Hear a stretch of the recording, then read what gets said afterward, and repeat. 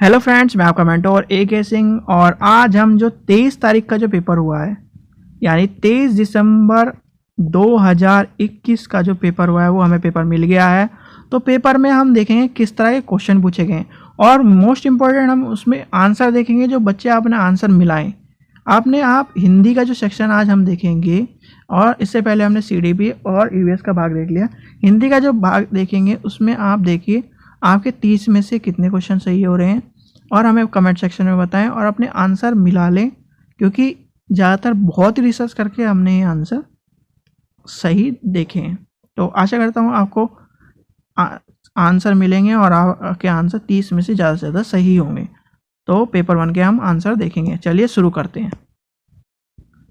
जो हिंदी का जो सेक्शन है पेपर 1 का, उसमें देखेंगे जो 23 तारीख का, उसमें पहला क्वेश्चन क्या कह रहा है, अपूर्व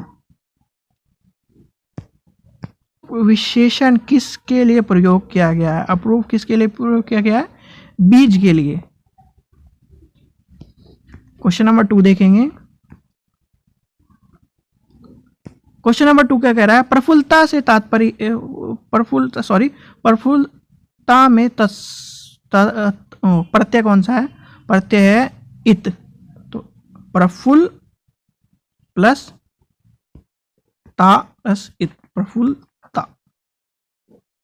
क्वेश्चन नंबर 3 देखेंगे, पेड़ अपने संतान छोड़ जाने के लिए क्यों वह हैं। तो जीवन की निरंतरता को बनाए रखने के लिए। इसका आंसर ये होगा। यह हमने पैराग्राफ पढ़ लिया है तभी उसका आंसर हम दे पा रहे हैं। अगर आपको पैराग्राफ पढ़ना है तो वीडियो को पॉज कर आप पैराग्राफ पढ़कर तब भी देख सकते हैं, या नहीं तो आपके पास पेपर होगा उसमें देखकर भी इसको देख सकते हैं। क्वेश्चन नंबर 4 देखते हैं। परस का अर्थ क्या है, स्पर्श। सीधे सीधे इसका अर्थ हो जाएगा स्पर्श, यानी ऑप्शन नंबर 4। क्वेश्चन नंबर 5 देखेंगे, फूल की तरह सुंदर चीज और क्या है। गद्यांश में फूल को सुंदर कहा गया है क्योंकि वे पेड़ को सुंदरता प्रदान करते। कोई भी आप देखिए, कोई भी जो फूल होगा वो सुंदरता ही तो प्रदान करेगा। अगर वो कांटे का पेड़ होगा, जैसे मान लीजिए कोई कैक्टस का पेड़ है या कोई कांटेदार पेड़, तो वो सुंदरता थोड़ी प्रदान करता है, वो उसकी एक तरह से उससे बचते हैं। और कोई गुलाब के फूल को या कई अच्छे फूल वाले पेड़ को देखेगा तो सुंदरता प्रदान करता है, उसके पास जाना पसंद करते हैं, इसलिए पेड़ को सुंदरता प्रदान करता है। ये जनरल क्वेश्चन था। जनरल में भी कुछ जो पैराग्राफ में आते हैं वो जनरल क्वेश्चन आते हैं और कुछ हमें पैराग्राफ में देखने पड़ते हैं, इसलिए आपको सबसे पहले बताया जाता है कि आप क्वेश्चन पढ़िए। क्वेश्चन नंबर 6 देखते हैं। शुष्क वायु के ग्रहण करता है, मतलब पेड़ जो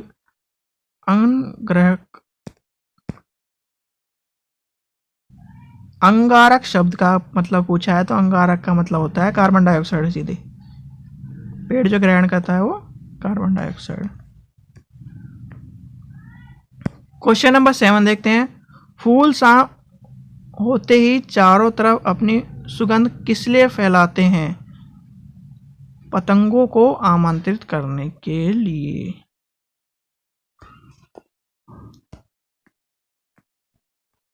क्वेश्चन नंबर 8 देखते हैं। जीवन के लिए परस मणि की संज्ञा जो है वो किसकी है, ममता स्नेह की बात कही गई है।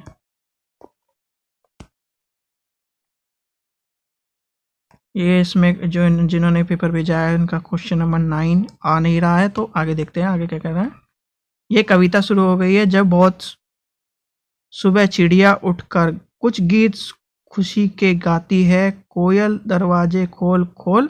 जब ये इस कविता है, तो इसमें देखिए पेपर आप जो भी भेजें वो थोड़ा ध्यान से भेजें, तो अपना, क्योंकि पेपर में ऐसा हो रहा है CTET का सीधे पेपर जब डाउनलोड करें, जैसे ही रिस्पॉन्डिंग वाले उसमें जा रहे हैं तो उसमें खुलेगा वो नेक्स्ट विंडो में जब तक आप स्क्रॉल करते पूरे आखिरी तक पहुंचे, लास्ट पेज तक पहुंच जाएंगे, तो लास्ट पेज तक जब आपको क्वेश्चन दिखाई देंगे तभी डाउनलोड, फिर प्रिंट की कमांड है ऊपर जाकर और फिर प्रिंट की कमांड है, तब भी उसमें जाकर फिर एक बार चेक कर लें कि सारे क्वेश्चन आ रहे हैं या नहीं। आगे देखते हैं, इनका 11वां नंबर का क्वेश्चन भी नहीं आ रहा, तो 12वां का भी नहीं आ रहा है। आगे देखते हैं, आगे चलो देखते हैं 13वां नंबर का क्वेश्चन इनके पास पेपर में मिला है। ठंडी हवाएं अपने साथ क्या लेकर आती हैं? तो क्या लेकर आती हैं? उल्लास लेकर आती है। क्वेश्चन नंबर 14 में देखते हैं, खुशियों के गीत कौन गा रहा है? खुशियों गीत कौन गा रहा है? चिड़िया जो है चू चू चू इसलिए गाती है क्योंकि चिड़िया एक ऐसा प्राणी है जो एक तरह से दुख कम जाहिर करती है, हमें खुशी का वातावरण प्रदान करने के लिए चू चू और जो चाहती है उसका बात कही। रचनात्मक प्रक्रिया के सौंदर्य को दिखाता है, कौन दिखाता? तृप्त दिखाता है, तो उसका ऑप्शन हो जाएगा 3। अब देखते हैं पैडागोजी क्वेश्चन। पैडागोजी में देखते हैं इसमें ट्रिक और जो सारी चीजें हम उससे के देख देंगे। भाषा सीखने के आरंभिक वर्ष में कहानी क्या करती है? कहानी होती है नैतिकता के लिए, नैतिकता के लिए होती है जो कहानी होती है। उससे जैसे आप बच्चे को मान लीजिए अगर उसे चोरी की या भूतों की या इस तरह की जो नेगेटिविटी की कहानी सिखाएंगे तो उसका जो जीवन है वो नेगेटिविटी में ही चल जाएगा। इसलिए बच्चों को अच्छी कहानी, उसके जो एक तरह से राजा रानी कहानी, जीत की कहानी, इस तरह की कहानी इसलिए सिखाई जाती है जिससे उसका जो डेवलपमेंट है उस टाइम सही हो। क्वेश्चन नंबर 17 देखते हैं, एक अध्यापिका अपनी कक्षा को 5 समूह में बांटती है। समूह की बात हो रही है जिसमें प्रत्येक समूह को 5 शिक्षार्थी तथा उनके घर, परिवार, सड़क, भूमि तथा आकाश शब्द से संबंधित शब्द ढूंढने के लिए कहती है। प्रत्येक समूह में 10 से 15 शब्द ढूंढते हैं तथा अन्य समूह के साथ साझा करने के लिए अध्यापिका ने शब्दावली शिक्षण के लिए कौन सा उपयोग? देखिए सीधे सीधे बात है, शब्दों का वर्गीकरण की बात कर रही है, तो क्वेश्चन 17 का ऑप्शन नंबर 3 हो जाएगा। क्वेश्चन नंबर 18 देखते हैं, शिक्षार्थी एक अच्छे लेख के विकास के लिए कई चरणों से गुजरता है, यह उपागम कहलाता है। क्या कहलाता है? लिखने की प्रक्रिया का उपागम।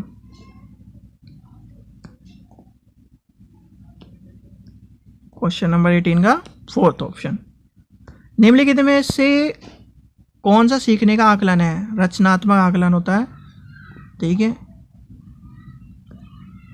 जो क्वेश्चन आपने अगर ध्यान से पढ़ा होगा तो ये क्वेश्चन बिल्कुल वही क्वेश्चन है, बस घुमा फिरा के पूछा जा रहे हैं। देखिए ये फिर भाषा अर्जन की बात है, यूपी ये 2011 से लेकर अब तक के जो पेपर है 2020 तक के, उनमें सारे क्वेश्चन ये आपको बस थोड़ा सा जो बिल्कुल डीपली पेपर कहते हैं रटने वाले जो बच्चा है अगर रट के गया होगा तो पेपर नहीं कर पाया होगा, उसमें बस जो इस तरह क्वेश्चन जैसे भाषा अर्जन वाला हो गया तो वही कर पाया होगा। नहीं तो डीपली अगर जिसने पढ़ा होगा, समझ के पढ़ा होगा, जो जैसे एक मैं बुक का नाम ले चाहूँगा तो बुक में बहुत सी जो बुक हैं उसमें डीपली व्याख्या के साथ दिया गया है, तो व्याख्या को भी पढ़ना जरूरी होता है। क्वेश्चन है क्वेश्चन नंबर 20 देखते हैं, बच्चे में मातृभाषा विकास के सामान्यता माना जाता है। भाषा अर्जन हो जाएगा इसका।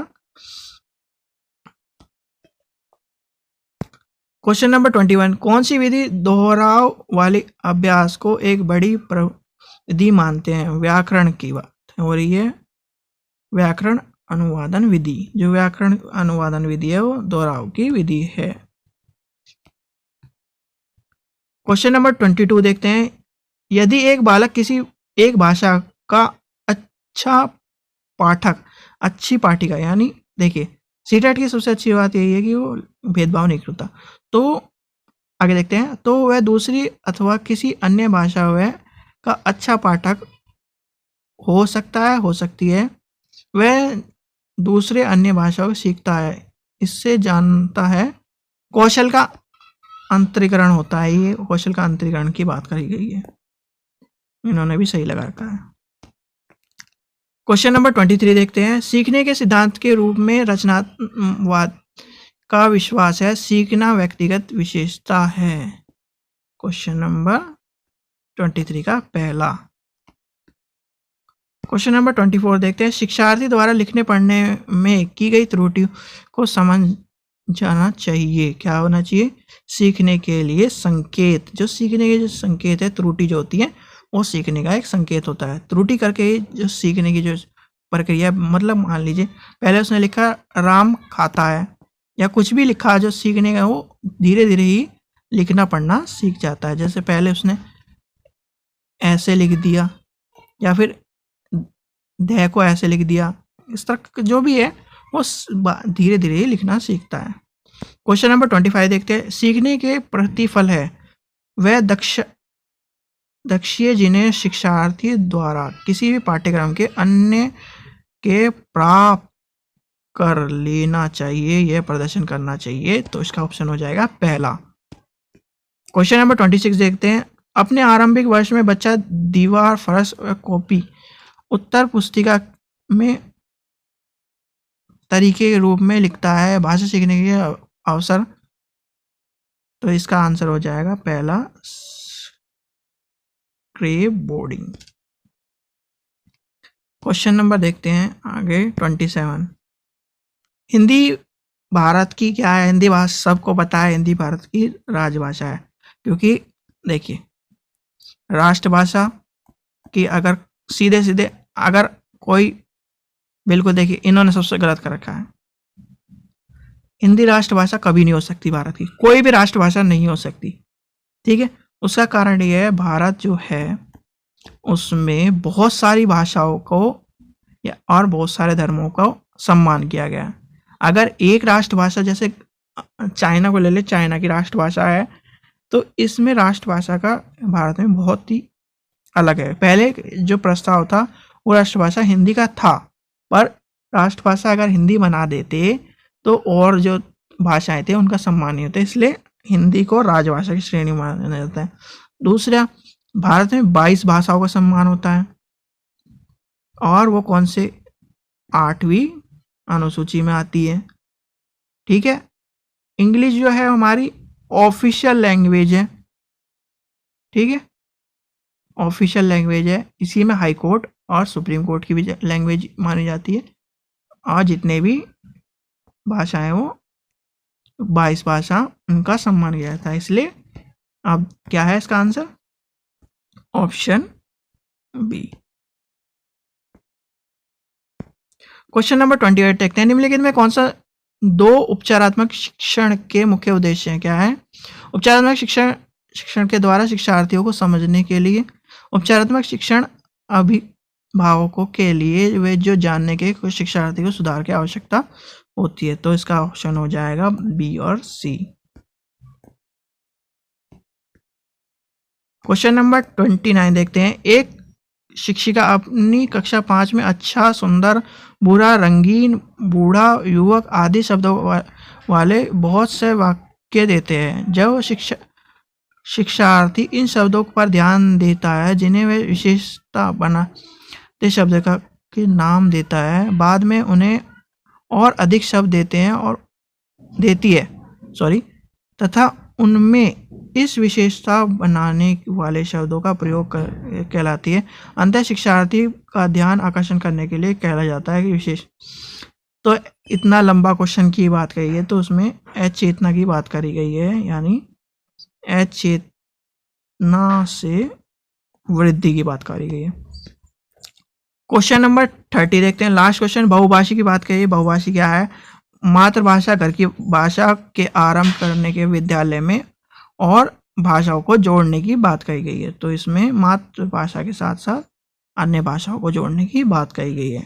तो इसमें हमने जितने क्वेश्चन देखे, यानी 2-3 क्वेश्चन इसमें नहीं मिले थे इनके पेपर में, तो और जितने क्वेश्चन मिले हैं उसमें देखें आप कितने क्वेश्चन आपके सही हो रहे हैं, और कमेंट बॉक्स में बताएं कि आपके कितने क्वेश्चन सही हो रहे हैं। आशा करता हूँ आपको वीडियो पसंद आए। वीडियो पसंद आए लाइक करें, शेयर करें, चैनल को सब्सक्राइब करें। Thank you.